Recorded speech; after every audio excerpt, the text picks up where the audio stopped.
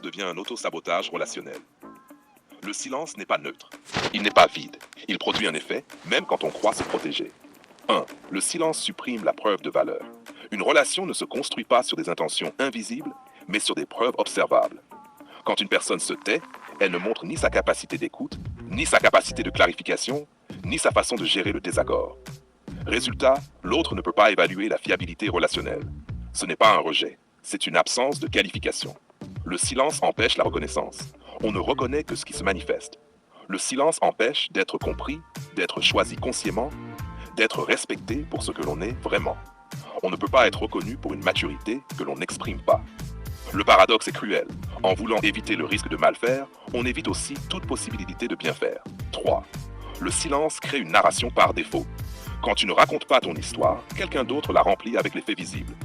Et les faits visibles du silence sont retrait, non-engagement, ambiguïté, indisponibilité émotionnelle. Même si ce n'est pas vrai intérieurement, c'est ce qui est objectivement observable. Or, 4. Le silence empêche la construction de confiance. La confiance se construit sur la cohérence, la prévisibilité, la capacité à clarifier.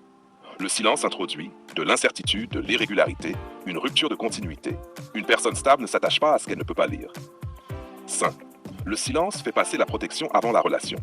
Le message implicite devient open quote, je me protège avant de te rencontrer vraiment. Close quote, ce n'est pas immoral, mais ce n'est pas compatible avec la construction d'un lien. Une relation demande un minimum d'exposition, un risque mesuré, une parole assumée. Sans cela, le lien reste théorique. Le silence devient une sélection inversée. C'est le point le plus important. Le silence attire ceux qui projettent, ceux qui interprètent, ceux qui cherchent à conquérir un mystère.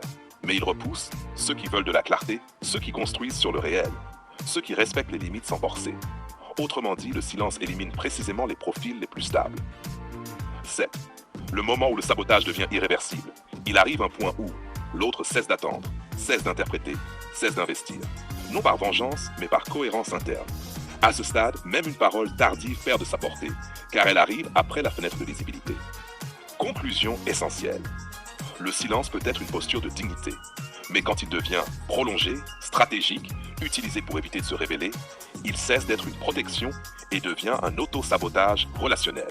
Parce qu'on ne perd pas quelqu'un à cause de ce que l'on est, mais à cause de ce que l'on n'a jamais montré.